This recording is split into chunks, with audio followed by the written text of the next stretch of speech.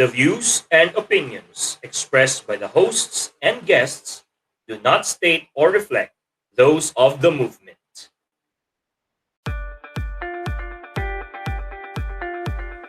Sa history, marami ang nalilito kung ano ba ang tunay, ano ba ang kwento. Pakinggan natin ang mga dalubhasa. Intindihin ang kasalukuyan sa pag-aaral ng nakaraan. Tayo na't makilahok sa ating talakayan. Ito ang Historyl, ang katotohanan sa ating kasaysayan at lipunan.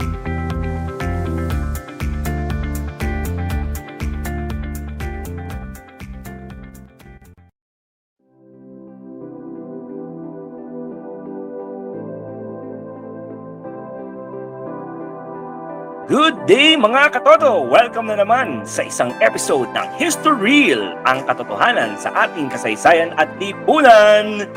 Ako po ulit ang inyong host, si John Kevin Samson. Kasama ko po muli si Sir Jamaico Ignacio para naman sa isang makabuluhang kwentuhan at chismisan. Welcome po sa aming local history series kung saan tatalakayan natin ang mga kasaysayan ng iba't ibang parte ng Pilipinas kasama na ang mga tao, tradisyon, gawain at mga makabuluhang pook sa mga lugar na ito. Very exciting tong topic to, no? Oh, very exciting, no? Kasi alam mo, Sir Jamaico, kahit mainit ang panahon, ramdam na ramdam natin ang Pasko dahil sa topic na pag-uusapan natin ngayong araw. Ano ba ang mga pangkaraniwang makikita natin sa ating mga bahay kapag nalalapit ng magpasko? Kayo ba, Sir Jamaico, ano ba yung mga madalas ninyong i-decorate sa inyong bahay? Christmas tree at parol. Christmas tree at parol, oh, no? Tsaka si picture ni Jose Marichan sa harap ng pinto namin. Parang trick or treat lang. Pero pang-Halloween pala yun. Alam mo, magandang nabanggit mo itong parol, no? At tamang-tama, napag-uusapan na rin lang natin ang mga kumukuti-kutita na bagay tuwing nalalapit ang Kapaskuhan, may alam akong pwede nating dayuhin. Ang lungsod ng San Fernando, Pampanga ay kilala sa kanyang Giant Lantern Festival. Isang tradisyon na nagsimula pa noong early 1900s. Sa patuloy na pagdaloy ng kasaysayan ng lungsod ng San Fernando, sumabay din ang kapistahan na ito. Sino ba naman ang hindi maeengganyo at matutuwa kapag nasilayan ang mga nagkikislapan at nagniningning ng mga kung tawagin ay Parul San Fernando. At upang tulungan tayo na tuklasin ang kwento sa likod ng Giant Lantern Festival, inimbitahan namin si Ginoong Jen Robert Blanza, isang fourth-year college student sa Universidad ng Pilipinas, Baguio, at kasalukuyang kumukuha ng BA Social Sciences, major in History, and minor in Sociology. Siya ang Training and Education Committee Head ng Baguio Heritage Foundation Incorporated at miyembro rin ng Board of Trustees ng High School Philippine History Movement. Ang kanyang hometown ay ang City of San Fernando, Pampanga. Kaya naman, isa sa kanyang mga research interest ay ang kasaysayang pampuok ng Pampanga. Sa katunayan, ang paksa natin ngayong gabi ay kanyang undergraduate thesis. Mga kaibigan, si Sir Jen Robert Blanza. Hello, sir! Hello po, sir. Good evening po. Maya kaabak po kay Kayungan. So, good day, everyone. Good day rin po sa inyo, Ginoong Blanza. So, Sir Jero na lang, ang tawag ko sa iyo dito. Pareho naman tayong Board of Trustees ng High School Philippine History Movement. Sige po, sir. So, natapos mo na rin yung undergraduate thesis. Malapit na tayong maging colleagues sa field, no? Pareho na tayo. Magtuturo ka ba? Magti-teacher ka ba? Let's see po muna, sir. Gagraduate po muna. Well, at least pareho na tayong professionals, no? Sige, pag-usapan natin, no? Nalalapit na yung dinefend mo itong thesis mo na to tungkol sa Giant Lantern Festival, and I think nalalapit na rin ipalabas ang mga free webinars ng malapit na ba or naipalabas na? Next week, i-release natin sila. Next week, i-release natin ang mga free webinars ng High School Philippine History Movement. At isa sa mga webinars na ito ay may kinalaman dito sa ating paksa ngayong gabi, ang Giant Lantern Festival. So, Jero, no, maitanong ko lang, ano yung paano ka naging interested sa pagsusulat ng research tungkol sa kasaysayan ng Lantern Making Festival or ng Giant Lantern Festival rather sa city of San Fernando, Pampanga. Kwento mo naman, ano yung nag-spark ng interest na yun? Actually, second year pa lang po ako. Nag-iisip na ako ng thesis topic ko kasi third year na yung proposal. Marami ako mga nilista, like, alam ko na from the start na Pampanga ang magiging topic ko, local history ng Pampanga. Pero nag-isip ako, ano ba ang pinagmamalaki ng Pampanga? Ano bang meron sa Pampanga? Ano bang significant events na meron sa Pampanga? So naglista ako ng mga bagay na naisip ko. Tapos nagpa-consult ako kay Sir Robbie Tantingco, ang director ng Center for Kapampangan Studies sa Pampanga. Approved naman siya sa mga topics. Tapos napunta ako sa topic ng history ng Giant Lanterns. Tapos tinanong ko siya, sabi ko, Sir, ito po, Giant Lanterns, kaso hindi ko alam kung paano ko i-historicize. Ganun. Kasi may mga nasulat ng mga short articles talaga about it. Pero sabi sa akin ni Sir Robbie, wala pa raw nasusulat na book about the lanterns itself. Wala pang in-depth study talaga. Tapos, so sinuggest niya sa akin, tuloy ko yung, wag ko lang ilimit sa Giant Lantern Festival. Like, palawakin ko sa lantern making itself. Tapos, i-analyze ko raw from a political, cultural, social, and economic perspective. So, okay, sige. Yun na. Tapos, kausap ko yung mga history profs ko. Sabi sa akin yung isang prof ko, maganda naman daw yung topic ko na yun, yung target kong topic. Masyado nga lang daw malawak kasi yung 4 na dimensions. Masyado malawak yun. So, mag-focus daw ako sa isa. And, nung ginagawa ko yung RRL ko kasi, hindi pa sa formal na RRL, parang sa proposal stage pa lang. Nire-review ko yung mga existing publications na about lanterns. Wala pang nagsusulat ni isa. Wala pang nagsusulat sa economic history. I mean, may economic studies na about it. Pero more on the statistical side kasi yun. Pero wala pang economic history, kumbaga. So, okay, yun na lang yun yung nakita kong gap, research gap. So, doon na nag-pursue na economic history ang gagawin kong economic history ng lantern making. So, although yung ipapalabas niya sa webinar, nag-focus lang ako sa history ng lanterns itself. Kasi aabutin ako ng sobrang tagal na time kung i-discuss ko pati yung economic aspect niya. So, diniscuss ko na lang yung, kumbaga, the evolution. Kasi sa thesis ko, diniscuss ko yung, habang nag-evolve yung lanterns, diniscuss ko rin yung evolution ng San Fernando. So, pinag-connect ko yung dalawa. So, ayun, kung i-discuss ko yun sa webinar, masyadong mahaba. Magtatagal po tayo. So, ayun, dito na lang siguro sa mga later na tanong. So, Ayun parang po. economic, no? Kumbaga, isa ito, kasi, so, actually, nung binigay mo sa akin yung video, sabi ko, Lantern Making Festival. Naisip ko pa nga kala ko may napuntahan na akong similar. But that wasn't a lantern making festival. That's not the Giant Lantern Festival kasi hindi siya December-y na time. I think that's yung mga umiilaw din na malalaking, ang tawag doon, balloon. So yung hot air balloon festival na I was thinking that's a nice thing to watch, but I don't think that's culturally and traditionally Pampanga kasi hot air balloons are, if I'm not mistaken, they're foreign, no? They're foreign in nature. I mean, hindi man yata tayo naka-imbento ng hot air balloon, no? And another thing, so, di ba, sa Pampanga nga, kilala yung Pampanga's Best na yung mga food na longganisa, tocino, di ba, yan. So, kaya ako natanong, no? Ano yung naging interest mo sa San Fernando, Pampanga? And maganda rin, tama yung economic side. And you're going to write a book about this. Wait, no. Are you? Plano ba na ang next step dito ay yung thesis ay maging parang libro, reference material on this? Yes, sir. Hopefully, maging book. That's my dream for this. Hopefully, sir, in pagka-graduate, mas maraming time na to research. Wala nang deadline na hinahabol. And hopefully may financial support din. Kasi ang gasto sa research. Kasi at saka alam ko rin sa sarili ko na kulang pa talaga 'tong mga na-research ko. Like, maliit na I've barely scratched the surface pa lang sa history ng lantern making sa San Fernando. So, hopefully, may mga research gaps ako na gusto rin talagang ma-address pa sa Mm. research ko. So, like, kunwari yung may lanterns ba noong World War II? May Yeah, oo. naka-display pa rin ba? Kasi may nakita akong picture ng lanterns. Kaso post-war na siya. Oo.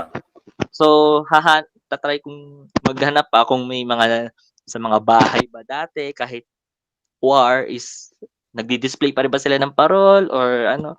So, let's see po in the future. Hopefully may mahanap pa po akong mga materials about sa parol. Sana, no? And hopefully, Opo. pag ito i-publish na, I could grab a copy kung saan man ito pwedeng mabili, no? So, well, Opo. nabanggit mo yung historical part nung lantern making, no? Ano ba yung maigsing kasaysayan nito, yung short history nito? And in particular, parang, kumbaga, how did it start? Well, parang, sino yung mga nagsimula? And then parang, bakit nila naisip na, alam mo, one day ba gumising na lang sila at sabihin, uy, alam nyo, gumawa nga tayo ng mga malalaking lantern, no? Tapos, mag-compete tayo bilang mga barangay kung sino may pinakamalaking mga parol. Ganun. Parang paano ba na-conceptualize to ng mga pioneers ika nga ng Giant Lantern Festival? Okay, so walang definite date as of now na alam kung kailan talaga na-start ang lantern making sa San Fernando. Although ang debate sa ngayon po is it's either 1904 or 1908 daw nag-start. Pero mas leaning ang mga Kapampangan scholars sa 1908 kasi bakit 1908 mas leaning kasi nung 1904 nalipat ang capital ng Pampanga from Bacolor to San Fernando. Naniniwala sila na dahil dun sa transfer na yun, parang na-transfer yung lantern culture ng Bacolor to San Fernando. Parang ganun. Kasi historically din, ang San Fernando ay galing sa dalawang municipalities, Mexico and Bacolor, Pampanga. So, may roots din talaga. Tapos, sinasabi na 1908 kasi parang imposible man daw na mag-start agad-agad yung lantern making sa town na pagkalipat ng pagiging capital, pagiging provincial capital. So, mas leaning sila sa 1908. So, pero ayun, wala pa akong nakita talaga na source kung kailan nag-start and ano yung motivation. Kaya siya na-develop diyan kasi ang sinasabi ko palang lantern culture na na-transfer from Bacolor is may tinatawag na Lubenas. Lubenas is a lantern festival din talaga during Christmas na ginagawa to for Simbang Gabi. So basically 9 evenings before the Christmas. Lubenas, yun yung lantern culture na adapt ng San Fernando from Bacolor, Pampanga. Yun yung so far the theory kung paano nag-start ang lantern making sa San Fernando. So Lubenas basically is yung mga lanterns parang paano ko ba i-explain? Nakapatong siya sa mga parol, sa stick na parol. Tapos parang ipinaparada sila. So magpaparada sila nun around the town. Tapos mag-e-end sa simbahan. So that's for sa Simbang Gabi. So 9 evenings yun. So yun yung nag-start. Tapos simula noon, tapos that time din ang sinasabing first Fernandino lantern maker si Francisco Estanislao. Gumawa raw siya ng parol made of bamboo frame na tinali using rattan. Tapos covered siya ng coco fiber. Then ang pangkulay niya dun is atsuete. So tapos 12 feet 12 feet daw ang nagawa niya. So pero naghahanap ako ng picture nun. Actually, no, original lantern. Pero nung ginawa ni Estanislao. So, pero sa ngayon wala pa ako nakikita. Although ito yung oral history na meron sa amin. So that's in early 1900s. Then yung earliest so far na picture na meron ng lantern sa San Fernando ay noong 1909 nasa Luther Parker Collection to. Although hindi ko pa ma-identify saang barangay ito kinunan or saang part ng San Fernando. Then so simula nun, from that, habang nagpo-progress ang San Fernando, lumalaki rin yung lanterns. Kumbaga, they mirror each other. Nami-mirror ng isa't isa yung development na meron. So, lumalaki San Fernando, lumalaki in terms of economic growth, lumalaki rin yung lanterns. Okay. Oo nga, no? Actually, dun nga sa webinar na pinrepare mo, so para po sa mga listeners na nagkaroon po ako ng parang advanced preview nung webinar, no? Napakita mo nga yung parang kahit yung innovations sa Giant Lantern Making Festival or Giant Lantern Festival, no? Yung mga innovations, they reflect the innovations of the city of San Fernando, no? From candle, yung kandila pa lang yung or I'm not sure, no, kandila pa lang yung nagpapaliwanag sa mga parol hanggang sa maging actual fluorescent na or electricity na, no. Napag-usapan na rin natin tong mga Giant Lantern Festival, yung mga festival ay yung mga throughout the history, no, yung pinagkaiba-iba ng mga parol and how the parol changes as technology changes. Mag-time travel naman tayo, Jero, no? Kumbaga, bigyan mo kami ng description. Kung ako'y umattend or kung ako'y sumali, sabihin natin ako'y taga Maynila, pupunta akong San Fernando para City of San Fernando para manood ng Giant Lantern Festival. Kung ako'y pumunta noong 1930s versus 1950 versus 1990 and then 2005. So yung 4 lang na taon na yun, no? Ano ba yung pinagkaiba-iba? So ano ba yung ako bilang isang dayuhan, ano yung expectation, ano yung makikita ko sa mga kalsada ng City of San Fernando during the Giant Lantern Festival? Bigyan mo naman kami ng konting sneak peek. Okay, so 1930s, actually, ito yung nahanap kong document. Ito yung earliest na nag-describe kung ano ba yung Lantern Festival sa San Fernando. So, nung binabasa ko yung text, parang ano siya, it implies na matagal na yung festival. Pero, syempre, yun pala yung nakita ko. Pero, it implies na matagal yung festival, hindi siya yung parang nag-start lang ng 1930s. So, ano ba yung meron nung 1930s? So, sinasabi doon sa text na may procession ng lanterns iikot sa town, sa city center actually. Tapos, ang mag-e-end sila sa simbahan, sa cathedral sa San Fernando. Doon sila mag-end up. Tapos, nung time na yon, ang gamit nila is, nung wala pang kuryente, kalburo or carbide lamp yung gamit to light the lanterns.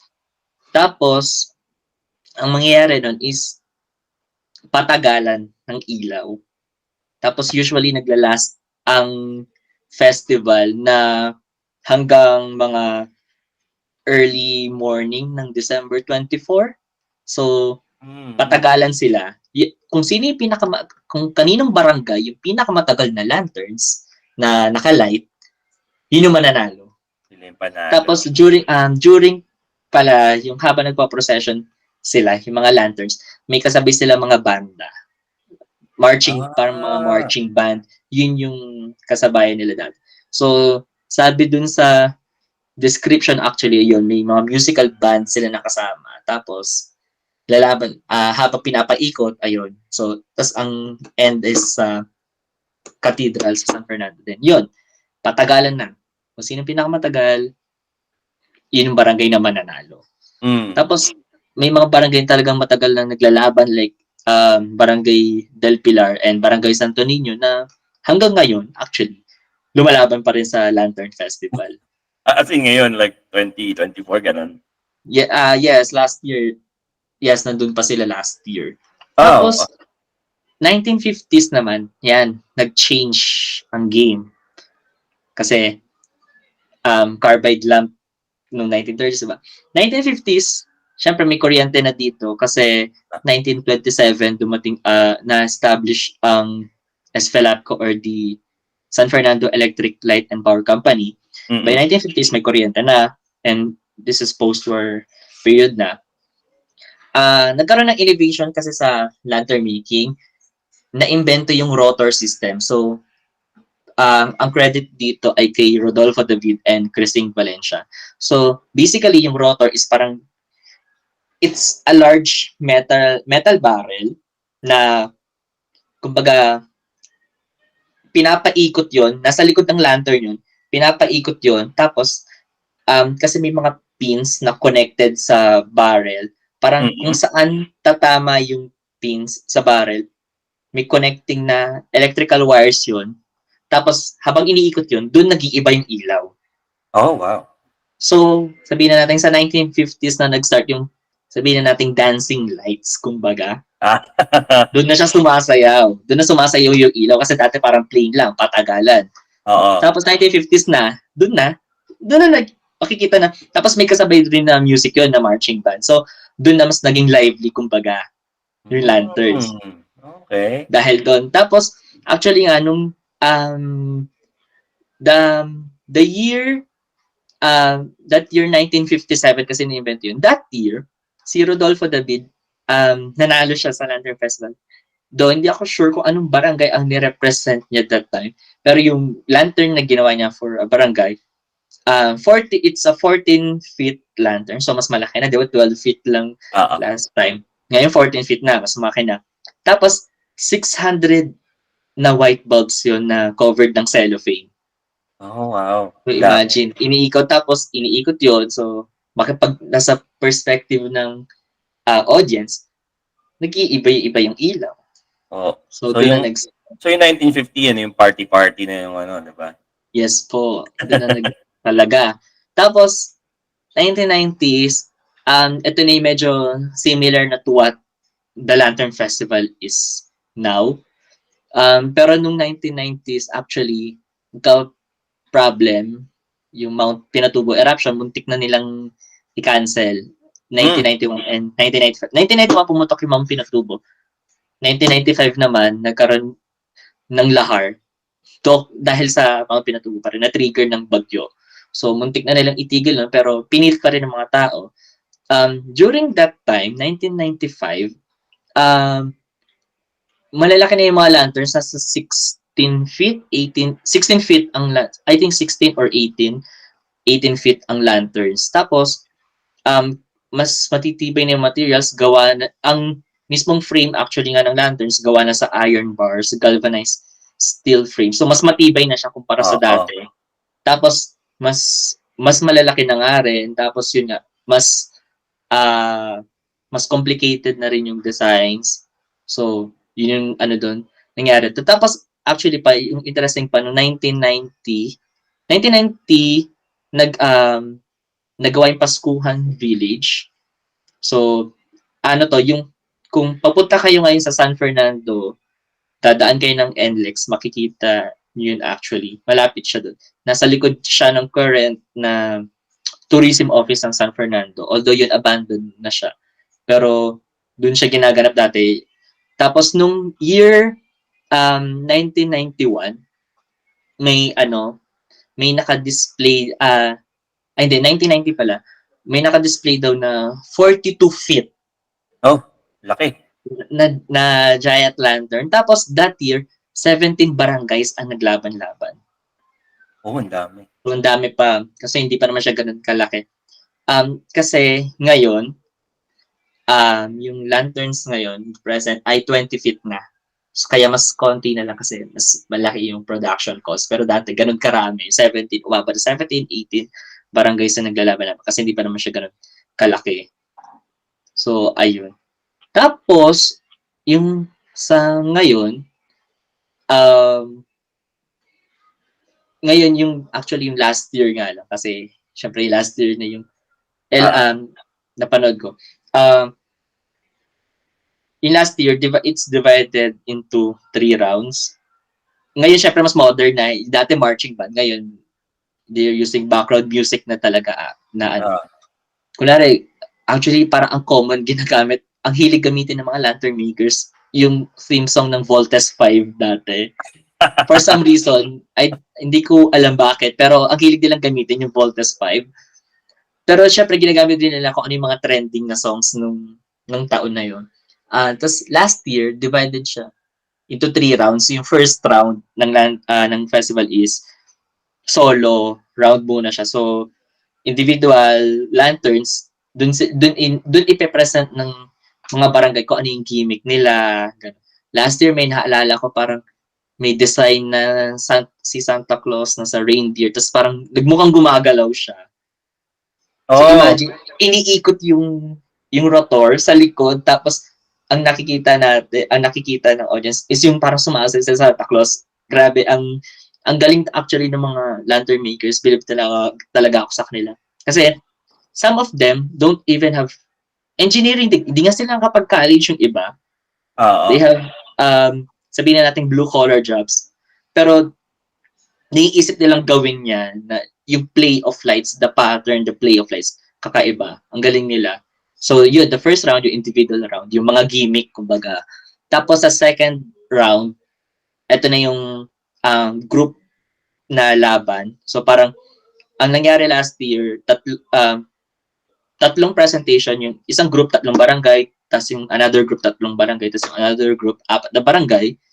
So, sabay-sabay silang magla-lights. Tapos yung music is, doon na lang nila malalaman din on the spot. So, yun ang challenge. Sa first round, provided nila yung music. Kasi may gimmick sila doon.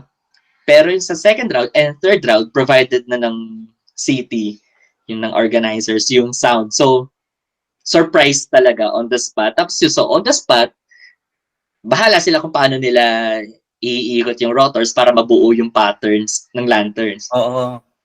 Parang So, parang yung freestyle yung parang biglang hindi freestyle pero tama, parang dapat mapasayaw nila yung mga ilaw, di ba? Tapos may kasabay pa sila. So kailangan makagawa sila ng paraan kung paano na sila yung papansinin ng audience. So yun yung mahirap doon, 3 na. Tapos ito yung pinaka-interesting talaga, yung third round kasi lahat ng lanterns is sabay-sabay na. So last year, 10 barangays ang naglalaban-laban. 10 barangays sabay-sabay na nakailaw. Tapos imagine niyo po, 20 feet yung lanterns na sabay-sabay nakailaw. Sobrang liwanag. Tapos nakatingin kang gano'n, ang laki-laki. Tapos ang last year, ang ginawa nilang twist is marching band ang music for the third round. Kasi daw for acknowledging the roots of the Lantern Festival. So, tama. Ayun, so imagine marching band, tapos sabay-sabay kayo nagpe-play. So, yun yung naging challenge. Yung una, yung sa second round, 3 lang kayo, 4. Pero sa final round, bahala. How will you make yourself unique against 9 opponents? So, iba na rin yung naging progression niya from yung parang sabihin na natin for lack of better term yung entertainment factor niya sa mga manonood na dati prosesyon lang na may or hindi naman prosesyon na may yung ilaw ng mga lantern ilaw lang na still isa lang mag-isa until dun sa papalit-palit na, and this time may mga digital music ka pa na hinahalo pa sa marching band, no? Yes po. It also shows the limitation of the time. Yes po, sir. Pero actually, kahit naman nagbago na yung style, di ba? Parang sabihin na natin, kumbaga dati religious Ngayon, secularized na siya.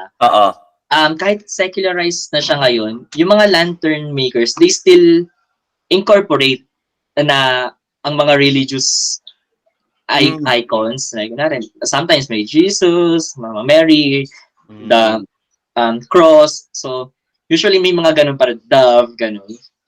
So, naglalagay pa rin sila ng mga religious icons. In-incorporate pa rin nila yun. So, ngayon, kahit ganyan na siya secularized, may pagpapahalaga pa rin sa cultural roots, sa religious roots, yung mga Fernandino. So, maganda na no. Yes. Hindi nila nalilimot yung Opo. kasi minsan may mga traditions tayo parang natatanggal yung historical roots Opo. which is important kasi sometimes the historical roots of certain traditions, certain events, certain celebrations may philosophical value din eh. Hindi lang historical. If you go back to history, there's a philosophical value. Bakit ganito yung mga tradisyon, mga celebrations, no? Halimbawa, yung mga siguro on top of my head, minsan yung mga yung mga misa, di ba? Minsan may mga nangyayari sa mass na parang bago eh. And I get it. Sometimes we're trying to attract more patrons, pero parang balikan natin ba ganun ba talaga dapat siya, no? Ay, ito po ay personal na opinion ko lang, mga katoto, baka merong wala naman po akong preference, no? Pero when it comes to yung mga masses sa Catholic Church, no? Pero yun lang, minsan may mga napapansin ako nakakaiba na parang ako nagugulat na uy, may ganito pala, no? So hindi ko alam kung yun ba ay personally, dahil hindi naman ako expert sa theology, hindi ko alam kung yun ba ay tama o mali, pwede o bawal. Pero on my own, nakakagulat lang. And it's nice to hear na despite what you said na secular na yung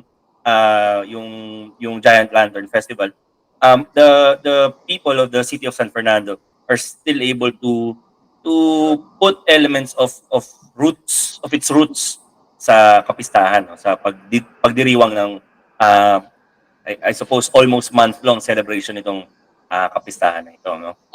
Ano po, sir? Actually, may lang siya, isang araw yung lantern. Actual na festival. Opo, actual na festival. Kumbaga, it happens, parang, usually before December 24. Parang a week before this. Usually, a week before the Christmas Eve siya nangyayari. So last year nangyari siya December 16, basta a week before Christmas Eve. So, tapos yun nga, simbang gabi yung start? Yes po. Opo. Pero syempre it varies kung ano yung araw ng pagtapat. Opo. Pero yun usually ganun dates. Tapos yun nga po yung sinasabi nyo kanina na yung elements din. Yun yung challenge actually sa San Fernando, sa lantern making sa San Fernando, and how to keep its identity, yung authenticity niya. Kasi it's a local heritage festival. So, ang selling point niyan is yung identity niyan and authenticity. So, yun yung challenge kung how it will make kung paano gagawing relevant in the modern times yung historical value niyan. So, yun yung challenge. And I think kaya naman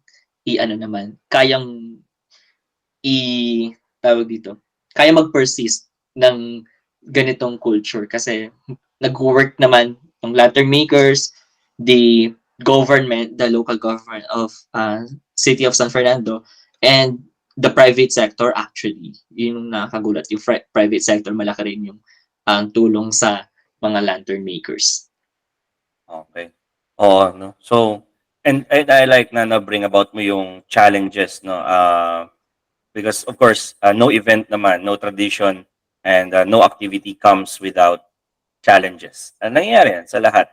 In fact, I think the Giant Lantern Festival has met great challenges also, just like every Pampangueño and every Filipino citizen has in the past years. Sa pagbabalik po ng ating talakayan, mayroon pa po tayong mga ilang tanong para kay Sir Jero Blanza. Pero sa puntong ito, magbabalik po muna ang History Reel, ang katotohanan sa ating kasaysayan at lipunan.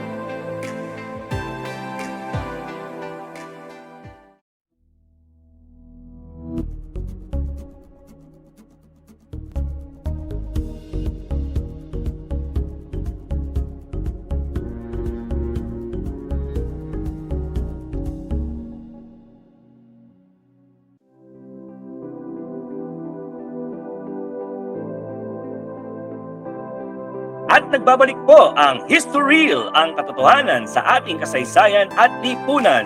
At narito po muli kasama natin si Sir Jero Blanza na tinatalakay natin yung Lantern Festival ng City of San Fernando, Pampanga. Kanina nga nabanggit natin yung time travel tayo ng konti dun sa mga panahon na simula nung ang tawag dun yung parang yung candle pa lang, yung Carbide ilaw. lang.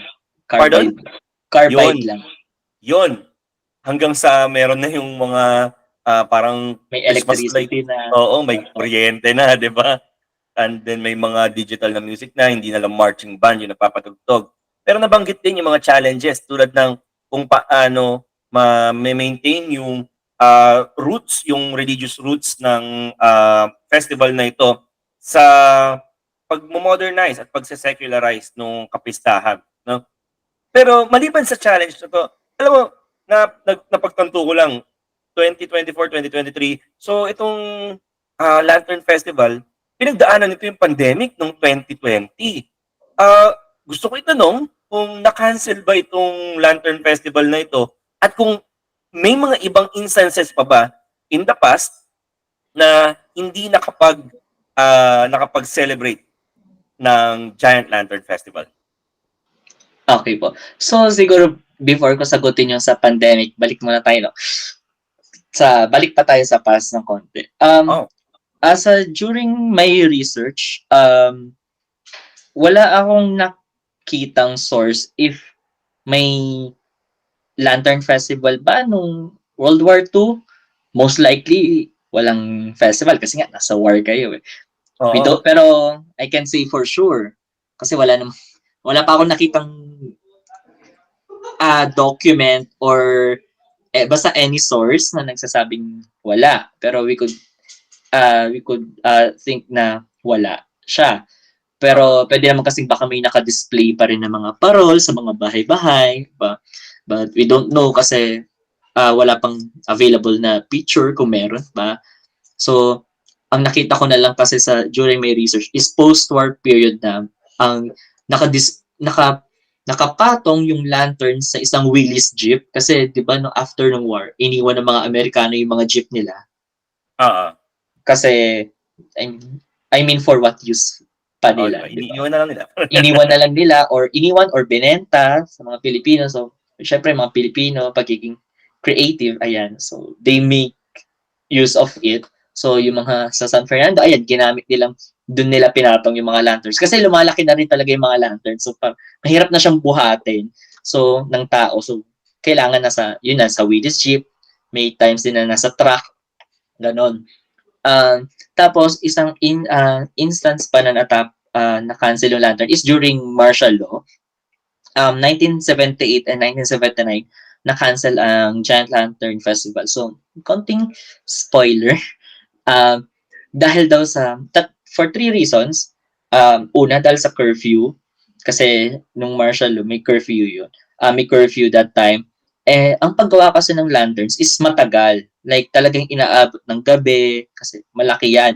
So, kapag nag-curfew, syempre, hindi kailangan nila umuwi agad. So, hindi yung magagawa yung lantern. And parang, parang sabihin na natin, for lack of a better term, hassle na yun nga may curfew. So, na-cancel siya. Then, pangalawa, because of the daylight savings time, during that time, may energy crisis, kaya pinaka-cancel na rin. Para tipid daw sa kuryente, gano'n. Tapos, another reason is, yung third reason is, high production cost. Kasi, magastos talaga gumawa ng lantern. Giant lantern, actually. Ng giant lantern. Kailangan ko pala sabi giant lantern. Sa ngayon, sa present, like kung gagawa ng giant lantern from scratch, million ang gagastusin dyan. Pero kasi karamihan ng mga participating barangays sa Giant Lantern Festival, mga hindi naman, kung may na sila, parang existing model na. Kumbaga hindi na sila gagawa from the scratch.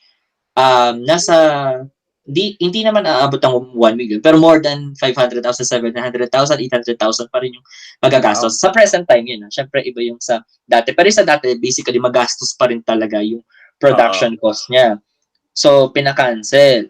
Pero sabi ng mga tao, nilalaban nila na hindi for ano na parang hindi nagmamatter sa kanila yung gastos kasi this is tradition, this is yung culture, and sayang naman kung hindi raw ipagpapatuloy. So, yung mga tao rin mismo yung ah, gustong ipagpatuloy yung Giant Lantern Festival.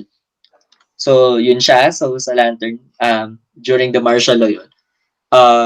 Pero kahit naman na-stop yung Giant Lantern Festival during those years, commercially available pa rin yung mga maliliit na lanterns. So, for public, may pang public pa rin. Pero, the festival itself lang yung na-cancel during those years. Tapos naman, kanina nabanggit ko na yung sa Mount Pinatubo. Although, natuloy pa rin ang festival nung 1991 and 1995. Pero muntik lang ma-cancel kasi nga yung nung 1991 pumutok yung Mount Pinatubo and yung 1995 is nagka-lahar flow na trigger ng bagyo ng Typhoon Mameng. Na-trigger niya yung mga lahars, yung lahar flow so lahar and pero pinagpatuloy pa rin kasi ang sabi pa nga ng isang lantern maker nun, parang malungkot na nga raw sila, malungkot na nga raw tayo, magpapakamalungkot pa ba tayo? So, ituloy na natin para sumaya tayo. Tsaka para ipakita na malakas ang San Fernando, nabuhay ang San Fernando. So, actually may video sa Facebook, doon ko nakita na yung 1995 nga na tuloy pa rin yung festival. Tapos, actually, yung 1995, may nakita kong souvenir program. Nagustuhan ko yung tema actually. Yung tema ito, sabi sa tema, anumang balakid ang sayo ay darating, pag-unlad mo, San Fernando, di kayang pigilin. Ang Pasko ay magpakailanman, ang Pasko ay walang hanggan.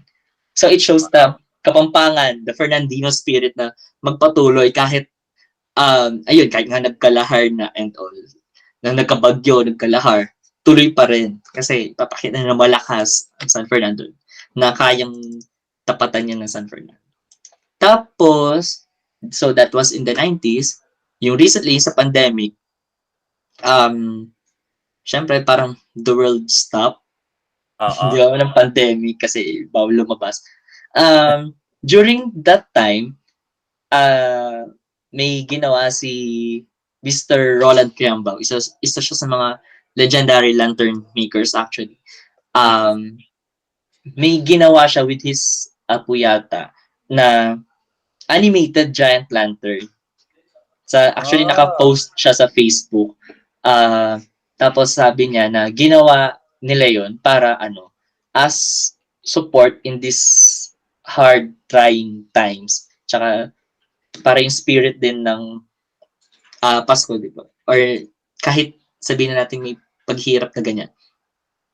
Papakita pa rin ng malakas ang mga Kapampangan to communicate with the people. Tapos ipakita rin yung passion ng mga lantern makers para rin malift yung spirits nga. So, tapos, 2020 and 2021, may Giant Lantern Festival pa rin. Okay. So, nagpatuloy pa rin siya. Although, it's not the competition type na meron ng mga previous years. Kumbaga, may Giant Lantern Festival pa rin, pero exhibition type lang. Tapos, yung 2020, purely online lang talaga. Naka-Facebook Live, tapos pinapalabas sa CLTV 36, ang regional channel sa Central Luzon. So, dun siya pinapalabas. So, basically, nanonood, live streaming ang mga tao. Tapos, noong 2021, exhibition type pa rin siya. Pero, pwede na manood, although parang limited seating, kumbaga. Tsaka, syempre, following proper social distancing, no? Yes, social distancing pa rin ganun. So, yun yung 2020 and 2021. 2022, nabalik yung Lantern Festival na alam natin ngayon na na yung crowded na talaga, balik na talaga sa normal, kumbaga. So, 2022. And yung 2023, yung nakwento ko kanina. As in, crowded na rin. So, yun po. So, kahit may pandemic, nagpatuloy pa rin. Kahit anong challenges, tuloy pa rin ang lanterns, ang giant lanterns, malakas pa rin po. Grabe pala, no? Even in some yung mga panahong mukhang bibigay ang lantern making festival, napagpatuloy siya ng mga mamamayan ng city of San Fernando. And it begs that question, no? What does the Parol San Fernando represent in the city of San Fernando? Actually, ang gandang question na. Actually, last year, gusto ko yung parang tema na nirelease ng city. Ang tema, parang Christmas theme siya. Ang sabi ay, sala ng tala as lagding pag-asa. So, mapapangan yun, itatranslate ko sa Filipino, liwanag ng bituin, sinag ng pag-asa. So, it's very timely, very relevant, mabigat ang meaning. So, for me, it connotes two things, hope and development. Kasi hope, kasi kahit ano yung through history, makikita na ano yung, kahit anong pagdaanan, maybe rise or shine pa rin, kahit anong paghihirap or darkness na pagdaanan, liliwanag at liliwanag pa rin ang parol ng San Fernando. Tapos habang, yun nga, so nagmi-mirror kasi yung development ang dalawa. Habang nagde-develop economically, lumalaki, may economical growth sa San Fernando, sa city of San Fernando, lumalaki rin, nag-i-improve din, nagbabago rin yung lanterns, may it be in material or size, lumalaki siya. So nagmi-mirror yung dalawa. So nagsasabay sila. So it will continue to shine brightly kahit anumang pagdaan ng challenges. Tapos sa development naman, ayun, just as I said na hindi lang niya nami-mirror yung economic growth ng San Fernando, because the giant lanterns and the lantern industry, may contribution sila sa economic growth ng San Fernando. Although hindi pa malaki, ang naging conclusion ko nga actually sa thesis ko ay the lanterns, ang Parol San Fernando, from being symbols of economic prosperity, has the potential to be drivers of economic prosperity. So, yun yung challenge kung paano ba may contribution siya sa economy, but the challenge is paano pa ito mapapalaki? Paano pa palalaki yung contribution niya sa economic development ng city? Kasi meron siyang direct tulong syempre yung sales ng lanterns. That's the direct contribution niya. Yung indirect contribution niya is yung tourism.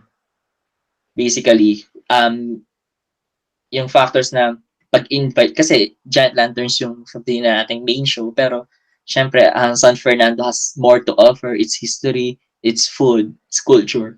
Tsaka ang San Fernando is literally the heart of Pampanga, nasa gitna siya. So, ang daling pumunta sa other municipalities and cities sa Pampanga. So, kung gusto niyo mag-Pampanga trip, San Fernando ang magiging parang sabihin natin, dyan ang magiging starting point niyo to go to other places ng Pampanga.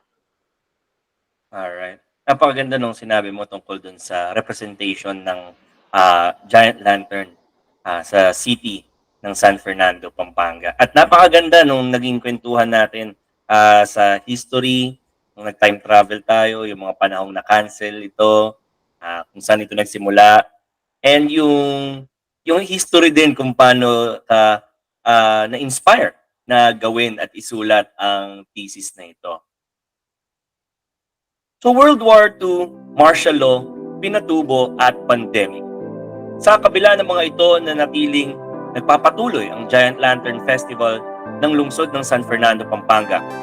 Walang unos at kaguluhan ang nagpahinto sa mga mamamayan ng lungsod na ito na ipagpatuloy ang isang tradisyon na nagbibigay liwanag para sa lahat. Tila ba na tulad ng nagniningning na pag-asa at katatagan ng mga Pilipino, patuloy ang kaliwanagang binibigay ng mga Parol San Fernando sa ating buhay. Maraming salamat po Sir Jamaico at Jero Blanza sa pagpapaunlak sa imbitasyon namin at maraming salamat sa ating mga tagapakinig ngayong araw. Sana po ay meron tayong natutunan sa gabing ito Muli, ako po ang inyong lingkod na si Kevin Samson at ito ang History Reel, ang katotohanan sa ating kasaysayan at lipunan. Paalam! Huwag niyong kalimutang bisitahin ang Lantern Festival sa darating na December. At huwag niyong kalimutan ang ating mga free webinars sa susunod na linggo. Bye-bye! Bye-bye po!